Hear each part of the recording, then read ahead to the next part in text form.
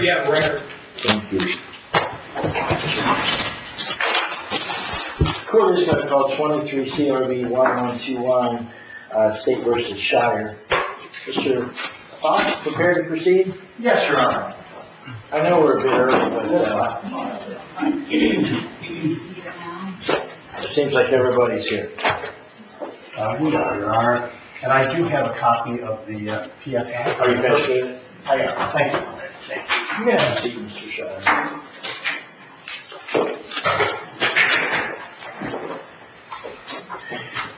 Just for the record, to recap, defendant was charged in this court back in November, specifically November 9th, with one count of vehicular manslaughter, which is a second-degree misdemeanor. He appeared on December the 12th of 2023, entered a no contest plea, was found guilty.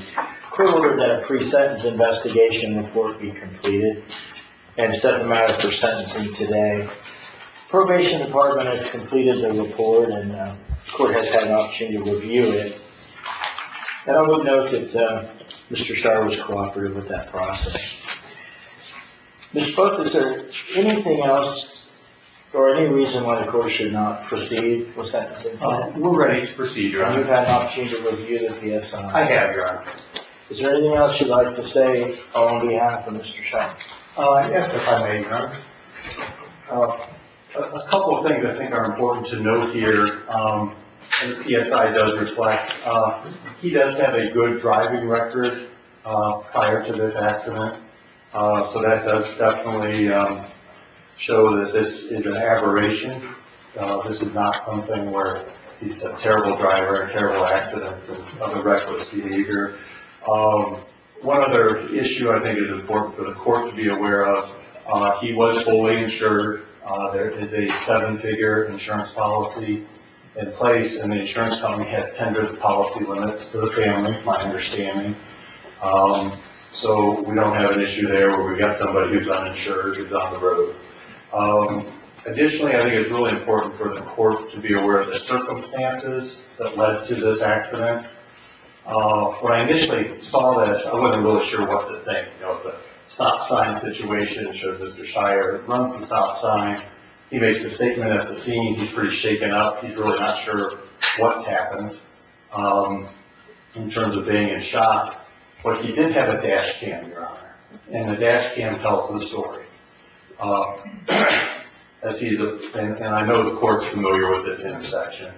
As he approaches the intersection, it is the exact worst set of circumstances that anybody could face.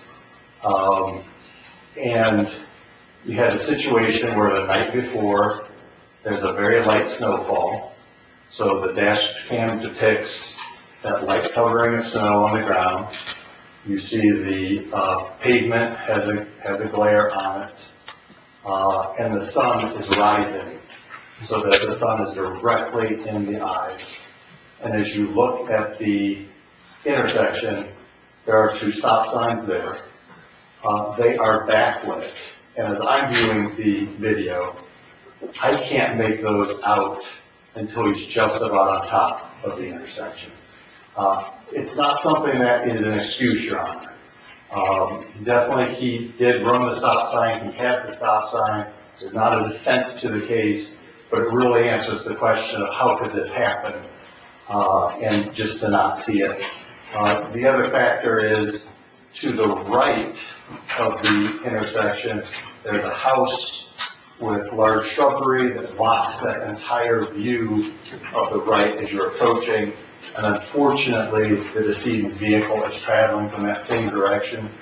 And so that answered a lot of terms of how this accident, did in fact happen. Mr. Shire was very shaken up at the scene. He was treated for some minor injuries and released. It's been something that's been a horrific experience for him. He's had a lot of, post-traumatic stress, for lack of a better word, that he's seeking help with. Anyways, he did voluntarily give a urine sample at the scene.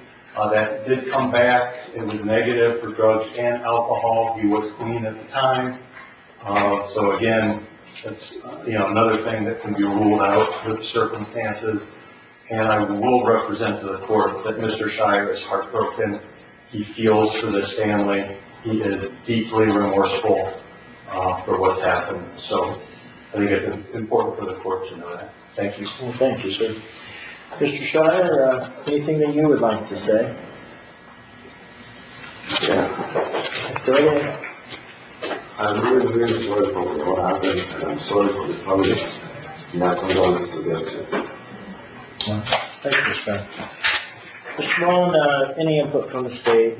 Not from me specifically, Your Honor, but I know there are 4 or 5 family members and other victims that that have statements prepared that they'd like to read. Are these in addition to the ones the court has received today, Okay, I received a couple letters today from Sarah Keener and Deborah Keener. Are they going to speak? They're not here, they're out of state. Okay. Sarah is her cousin and Deb is a sister-in-law. Right. I read the letters. They weren't addressed to me. They were addressed to Mr. Shire. I have not provided them to counsel because I just got them over the lunch hour. But I think that, I think what the court should do is, if you would make copies, a couple of those, one for each attorney, just provide them to counsel. And, my view is that the representative of the victim, obviously Mr. Keener can't speak for himself. And representative of the defendant certainly has the right to address the court and has the right to address Mr. Shire. And that's what these 2 letters appear to do. They address Mr. Shire. I think they should be read. So, ma'am, if you don't mind reading them, we can do it that way, or I can read them if you prefer. Please read it. You want me to read them? Yes. Okay, I will do that. Do you wish to speak on behalf of the victim? I'm hoping yes. Please. Could you come a little closer? I don't hear very well. I will be speaking. Okay, I want you to come on up a little bit if you would. And if you join Mr. Malone up here, that might be the best thing. Because he has a microphone.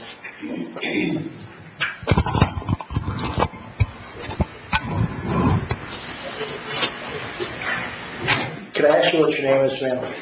My name is Jennifer Hubel. I'm John's oldest sister. All right, Ms. Hubel, what would you like to say to the court or to the defendant? I would like to start out by asking that this not be recorded on the media. This I'm is a afraid private grief. That's not really possible. Okay.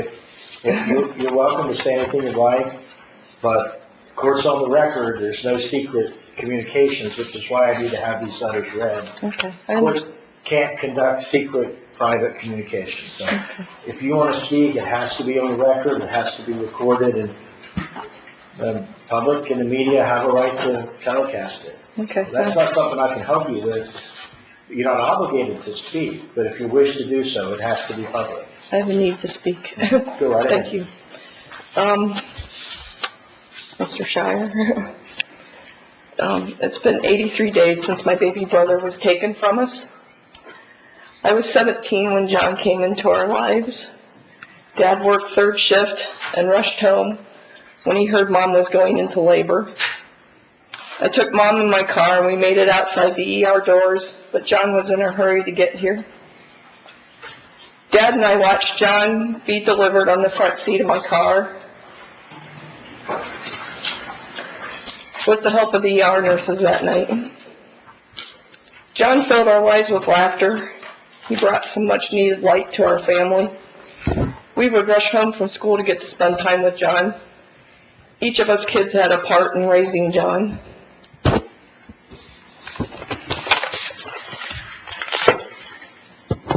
This is John in his better days. As I moved out, had my son who was 3 years younger than John. I didn't see him as often, missed much of his school years as I was busy with my own family. But we would have John on vacations with us. He and Corey seemed more like brothers than uncle and nephew. Another memory I have of John, he was in a band with some of his high school friends. They played many local venues, made a CD, and even had one of the songs played on an Ohio rock station. He went to sound recording school I enjoyed seeing musical talented John. I am lucky to still have a copy of that CD he gave to me. From early on, John had a gift working with computers. He was a teenager when he networked the computers at my dad's business, and I later worked with John at my dad's business in John's early adult years while I figured out what he wanted to do for a career. He eventually decided to take his computer hobby into pursuing a degree in computer engineering, and that had him move to Arizona. One of the best trips with John was when my son and I helped John move back to Ohio to finish his studies. He missed us. I can remember him under my truck in the boiling Arizona parking lot, reinstalling the trailer hitch on my truck that was pulling his rented U-Haul, so it wouldn't drag on the ground, creating a road hazard. And more smiles come to me as I remember our speed visit to the Grand Canyon, and I worry as he and Corey hiked the side of the canyon. It was good to have him back home. He graduated, and just like a typical Keener kid, doubted his abilities and went to work building septic panels. Then fate seemed to shine again, and we had a job opening at my place of work for a mechanical engineer and computer support person, and I got to work with John once again. He gained confidence in working on computers. He was so good at coming in mid-computer upgrade and making the computers behave. He would just come stand by one, acting up, look at it, and it would start behaving again. While working with us, he helped design the big A's that you see around Ashland. One's down here at 42 and 250. And that gives me more smiles when I see that every day, especially now. His computer skills needed to move on to bigger challenges, and it was sad to no longer work with him, but I was proud listening to what he was doing at his new job and the respect he had from his coworkers. And that's where he was traveling to on his day of the accident, was to go to that job. But most of all, John was an awesome family man, and he was the best dad to Colin. If you saw John during his off-work hours, you would usually see Colin too. He made sure they traveled and saw different parts of the world. He and Ashley had taken over my parents' farm to give Colin the farming childhood John had grown up with. He only got to enjoy that farm for a year and a half. John was making more of an effort to keep Mom and Dad checked on as we prepared for my other brother to be moving to another state. I was counting on John to help with things they would need repaired and to be someone I could talk to about their care as they aged. My dad asked me to let everyone know that this has left a huge hole in his life. He would stop out to visit John and see progress they were making on the farm, and it also hits him hard for Colin. My dad lost his dad when he was 12. He knows what it's like to grow up without your dad's love and guidance, and it adds to his grief to think of Colin missing John. In addition to helping our parents, I was counting on John to be there for my son after I died, since there's so few years between them. My last time seeing John was at my mom and dad's. He and Colin were checking on them after Mom had broken her wrist. I had stopped to bring them supper from KFC on a whim, and John had stayed to enjoy supper with us on a whim. We talked about mundane things, and we parted ways like we would see each other many times afterwards. If I would have known that would have been my last time seeing him on this earth, I would have hugged him for the longest time, told him how awesome I thought he was, and that I loved him. I do not bear hatred for you, Mr. Shire. I know you didn't set out to harm anyone that day. I've actually prayed for you. I know you're probably replaying the moments in your mind. Everyone's futures changed in that moment at that intersection. I torture myself when I envision that heavy truck plowing into John. Did John see it coming? What was the truck hauling? How heavy was that impact hitting that small Toyota Camry? These are things I don't want an answer to, but I still wonder. They tell us John died instantly, and I try to tell myself God was merciful in that. And he left us on the front seat of a car just like he came into life. The what ifs are horrible, and the why. Every time I see a semi-truck now, I think about the impact John took, and it triggers all that we have lost. It makes me wish I could have traded places with him. The moments Colin, Ashley, and any of us don't get to have with John. I won't get any more YouTube videos shared from him that he found of interest. I won't get to have any more deep thought kind of conversations with him. I love those moments. How does one feel God's purpose out of this? The missing moments and the whys until we see John again. This is the grief we get to carry as long as we draw breath. Sometimes that grief is quiet, sometimes it is angry, and sometimes it makes me cry in agony. It hurts like nothing has ever hurt before, and I just want John back here being John, and that's not possible. But I have to believe good comes out of it somewhere, and I don't know where. Thank you, Mr. Keeler. Someone else wanted to speak?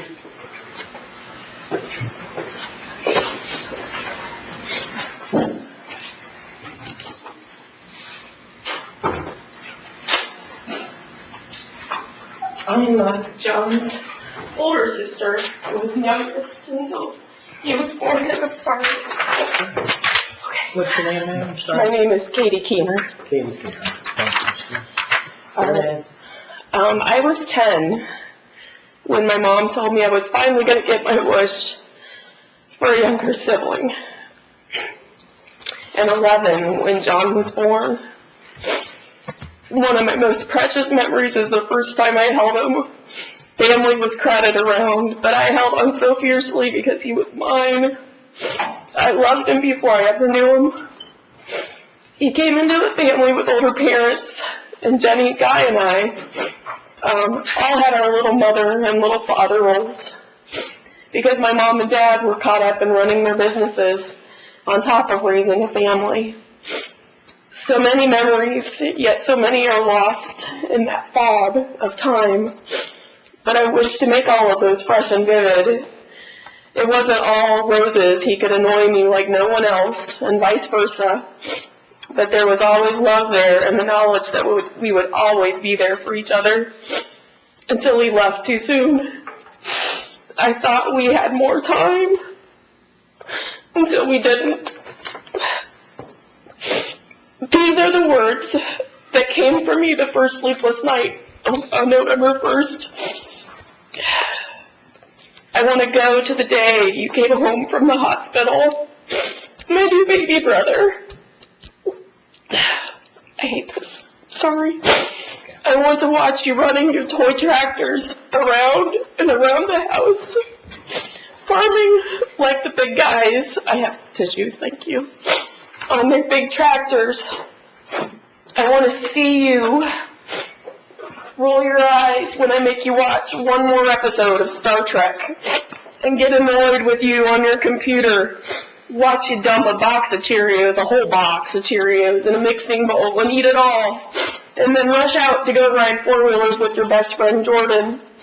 I want to watch you grow up, growing pains and all. Watch you fall in love. We took him on a graduation beach trip. She stayed home, and you texted constantly with that smitten little smirk on your face when I would tease you. And you get married, and you're stressed out at the thought that you couldn't be a good enough dad. And then blow all of our minds with how awesome you were as a dad. I want to go back to 24 hours ago, before our hearts were broken forever, and tell you that I love you. I want to go back and trade places with you, so you would be home right now, safe. I don't understand this, and I want to know you're okay now. And my brain and heart are struggling with faith when I can't see out of this grief of knowing I will not talk with you again here in this life, and I don't know how to live with that feeling. I am coming to suspect that there is no healing or getting over the pain of John's loss. I think it is just learning to live with the pain of his absence. The gut punch of this new reality leaves me breathless multiple times a day. It's like living on the knife's edge of panic 24/7. And the reality of his absence sneaks up on me, and I cry out to God, why? And John, please come back. Both of his moms and dads, Tom, Thelma, Jean, and Tony, they need and miss him. His wife Ashley and his son Colin need and miss him. his siblings, Guy, Jenny, and I, we need and we miss him. And he has nieces and nephews and so many, many friends. I wished for a do-over for both of us, for all of us. One more chance to talk with him, to tell him I love him, that I'm so glad he was my brother, to hear his goofy laugh and to hug him. Even a chance to say goodbye and to be seeing you. But a do-over is not going to happen. I thank God every day that he gave me John, that he gave John to my family. His absence is a great hole taken out of my heart and soul, but I cling to my memories of him in faith that I will see him again. I pray for my family's peace and healing, and also for Mr. Shire, who is also living with this. Thank you, Stan. Did someone else wish to speak?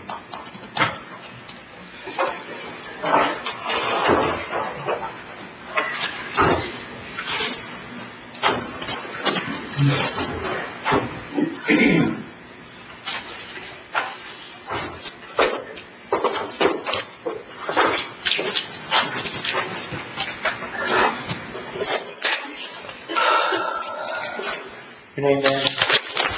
My name's Jean Murdocco. Madaka? Yes, I'm Ashley's mother, John's mother-in-law. All right, thank you. Mr. Shire, do you see these three people in this picture?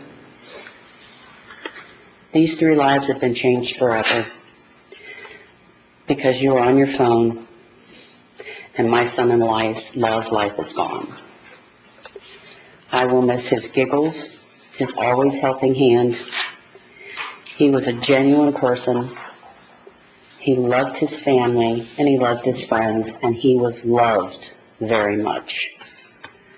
My daughter Ashley lost her husband, the love of her life, her soulmate. She will never know what it's like to grow old with him. My grandson Colin, who is only 6 years old, will only know 6 years of memories of his dad instead of a lifetime of them.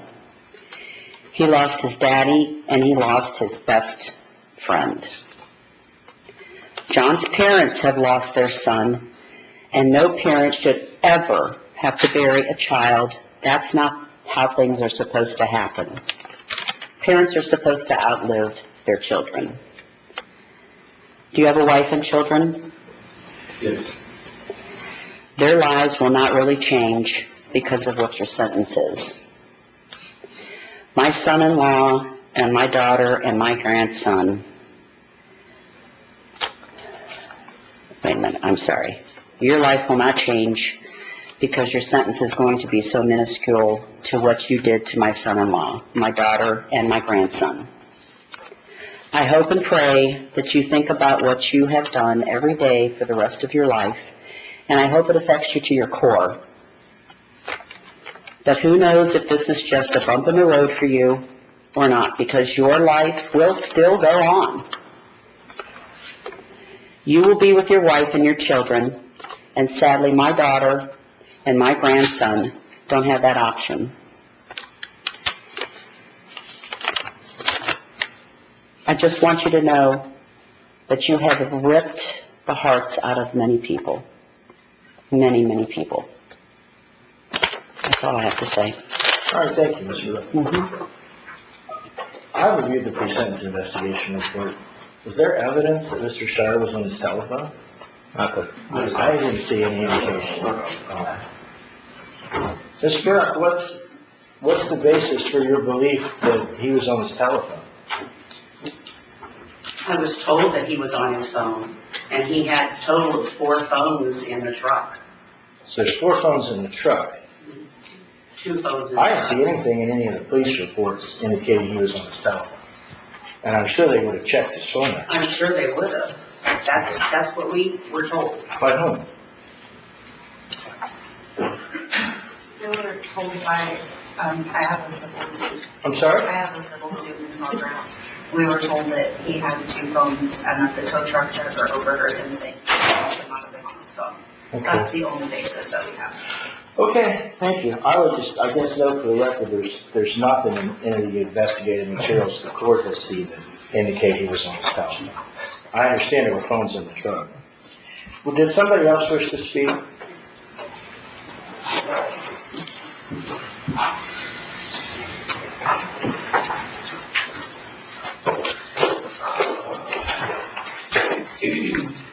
Your name, ma'am? My name's Ashley Murdaco Keener. I'm John's wife.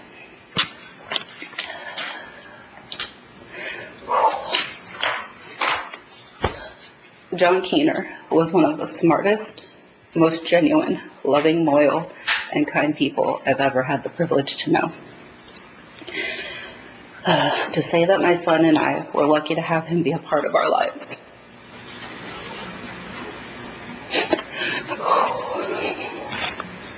Every single day is a gross understatement. He was our person. My son idolized his father and would not hesitate to tell anyone that John was his favorite person in the world. It would be easy to say that Colin was John's favorite person too. They were two peas in a pod, and it tears my heart into a million pieces every time I think about my 6-year-old having to grow up without his father. I know I said it already, but John was my person. We drove each other crazy, but we loved each other immensely. It's hard to find someone you can be your true self with, but John was that person for me. He was my best friend. I wake up every morning wondering how I'm supposed to just get up and keep going without him. This accident has left a massive black void in not only my son's and my life, but also in his family and friends' lives. I understand that this was an accident and there was no intent behind it, but that doesn't make the loss any less severe or devastating.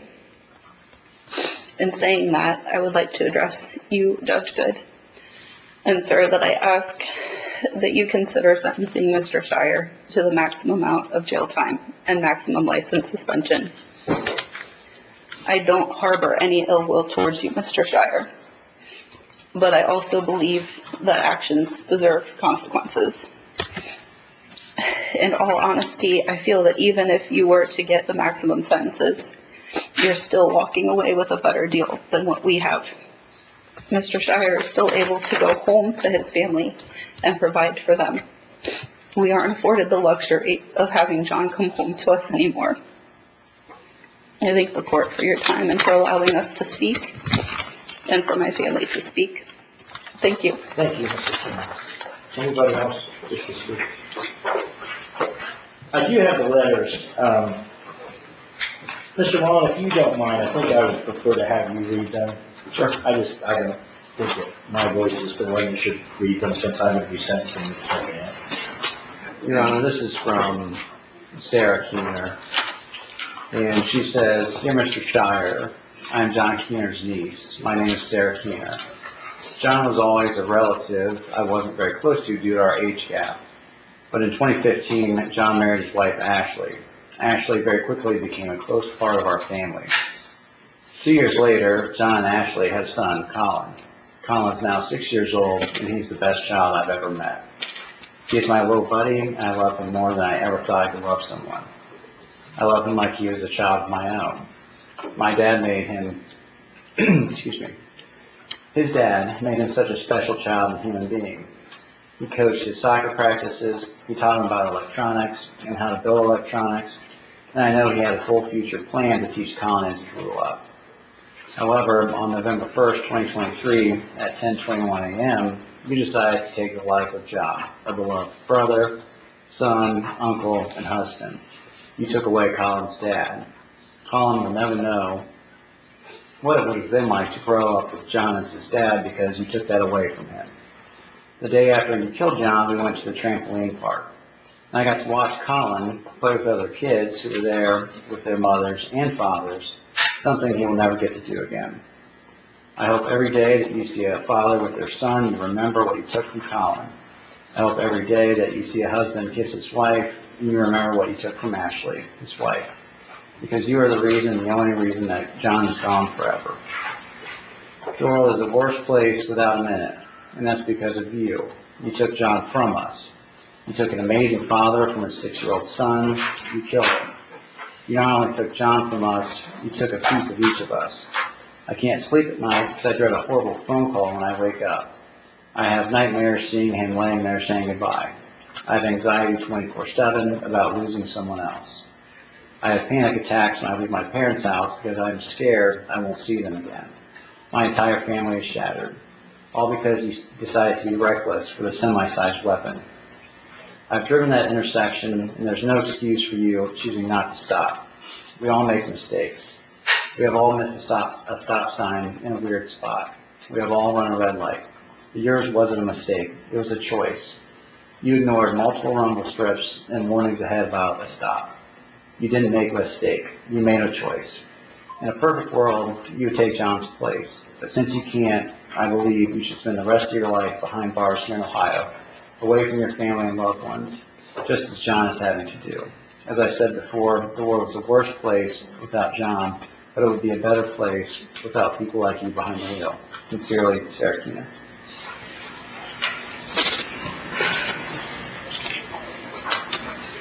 Judge, this next letter is from Deborah Keener. And it says, Dear driver, my name is Deb Keener, and John is my brother-in-law.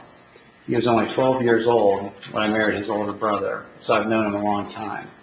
I watched him go from a fun little kid, a selfish teenager, to an amazing young man, to a sweet husband, and then a phenomenal father. John was in the prime of his life when he blew through that stop sign and killed him. I realize no one is perfect, but as a CDL driver myself, I knew you went through training to get yours. You know you should always be looking ahead and over 40 feet in advance. I went out to that intersection that you went through from both directions to be sure I understood what happened. I went at the exact time of day you were going through it, and I don't understand why you drove through it.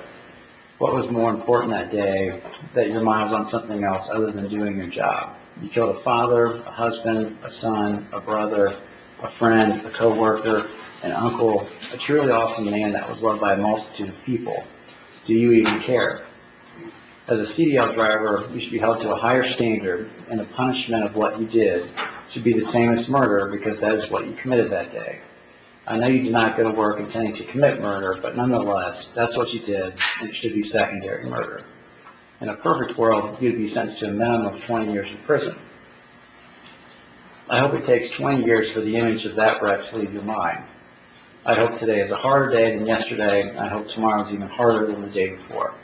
I hope that every day gets worse for you until you can't bear the pain of committing murder and you have to get on your knees and beg God for forgiveness. You have wounded a whole family by taking John away from us too soon. He had so much to give this world, and now he will never get the chance to do that. We carry an ache that cannot be filled. 1 minute John was here, and then in a matter of seconds, he was gone. There was no chance to say goodbye. There was no chance to tell him how much we loved him. There were no last words. No one can get to hold his hand as he died. He died alone, in a car, in pain. You did that to him, and you alone are responsible. We now live in a world where a man named John Thomas Keener is gone, and his killer gets to walk free with a slap on the wrist for this murder.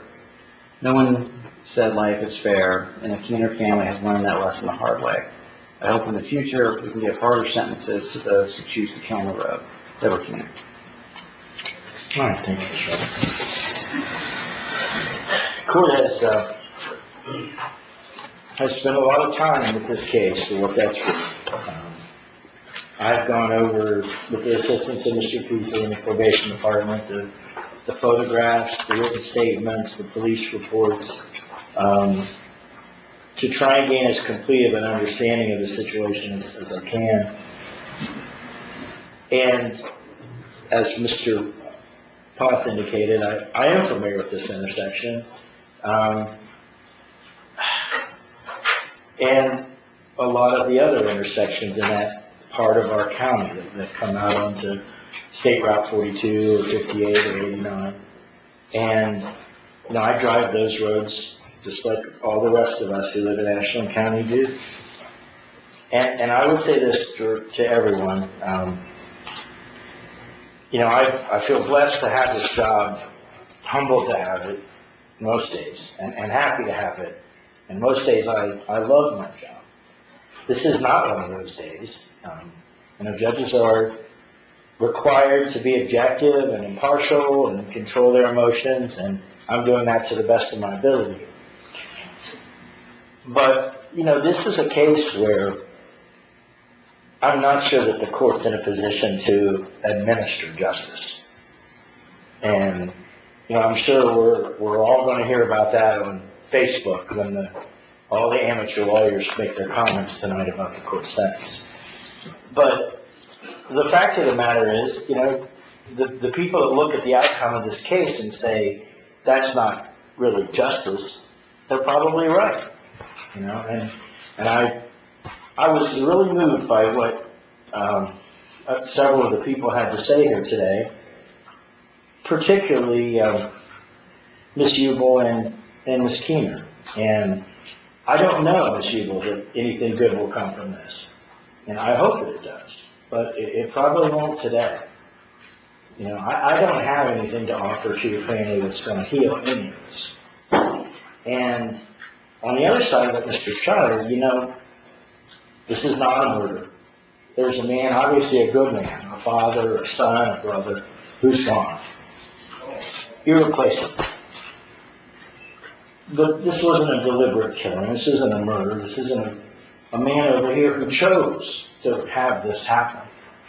It was, as I think was probably best said by Ashley Keener, by Mr. Keener's wife. It's an accident. It's a horrible accident. It's an accident that will affect all of your lives for the rest of your lives. It will also affect your life for the rest of your life, Mr. Schuyler. And there was a question asked in one of the letters, do you even care? There's no doubt in my mind that you care. I've seen you sitting here with tears in your eyes. My probation department was of the opinion that you showed genuine remorse for what happened. It appears that you showed genuine remorse for what happened at the scene. And I'm sure this will haunt you as one of the letter writers wished. I'm sure this will haunt you for the rest of your life as well. So this is a horrible thing. It's a lot worse for the folks on this side of the room. There's no doubt about it. But it's you're a professional driver. You don't have a bad record. You were not, in my opinion, paying the amount of attention that you should have been. And that's what this comes down to. This is an act of negligence. It's an affair of due care. You're driving down the road. It's early in the morning. The sun's in your face. There's rumble strips. There's flashing lights. There's 2 stop signs there at that intersection, one on each side. One of them flashes. So there's plenty of warning being given of the stop sign. But for whatever reason, that didn't work for you. And you go through the stop sign. And as a result of that act of negligence, there's a man that's dead, and there are lives that are changed forever. So you have, in the law, we look at culpable mental states. You have intentional deliberate acts like murder. You have things that are done purposely, intentionally. You have things that are done recklessly. You have things that are done negligently. This is down, in terms of culpable mental state, down at the bottom of that tier. You were found guilty of vehicular manslaughter. It is a second-degree misdemeanor because it was negligence. It was just negligence. You weren't drunk. You weren't high. You weren't going 150 miles an hour. You negligently blew a stop sign. And everybody had the misfortune of that causing a death. But at the end of the day, it was a death caused by negligence, not by intent, not by recklessness, by negligence. That's why it's a second-degree misdemeanor. That's why the maximum penalty under our law is 90 days. That's it. 90 days in the county jail is all the court has. It's a maximum sentence. Now, many may disagree with that, but that's what the court has. And until somebody changes that down in Columbus, that's the maximum sentence in this case. There's a maximum license suspension of 2 years and a maximum fine of $750. Those are the only penalties available to the court. Now, when I impose a sentence for a misdemeanor, I have to first decide, do I think that a jail sentence is necessary in this case? And I have to tell you that I do. I think there are several things about what I believe the evidence shows your conduct was that concerned me.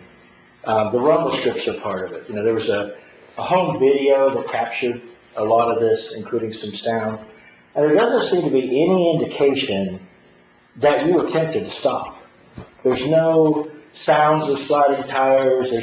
There's no indication that you made an attempt to stop at all, which doesn't mean that I think you deliberately ran the stop sign, but I really do think for whatever reason you were inattentive. The rumble strip should have caught your attention. They didn't. The other thing that's really troubling to me, and it's not about your record, there's really nothing in your record that concerns the court, it's the fact that you lied. You just lied. And I understand people say you were in shock, but when you were asked by Trooper Baguette about the stop sign, you said you stopped. And you not only said you stopped, but you claimed that the other driver, that Mr. Keener, must have been exceeding the speed limit, that the accident must have happened because he was going so fast that you didn't see him, you pulled out and he hit you. It's completely untrue. And it's obvious from the witnesses, it's obvious from your own dash cam, you didn't stop at all. You just ran through that stop sign. And that's troubling.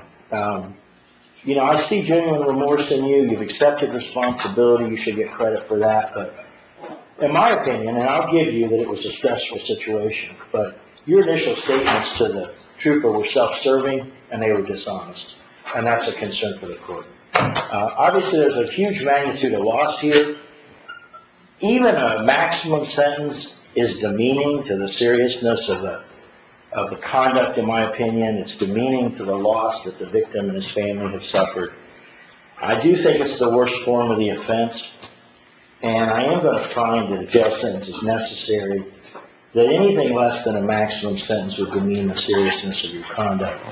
And honestly, I think even a maximum sentence diminishes and demeans the seriousness of your conduct, but it really is all the court has. That being said, I'm going to sentence the defendant to 90 days. I'm going to not suspend any of it. It'll be a fine of $750 in costs and 2-year license suspension, which will begin today. Any further from the state? No, sir. Thank you, Judge. Response? No, Your Honor. Defendants remanded to the custody of the sheriff to begin serving the sentence. And that will conclude this matter.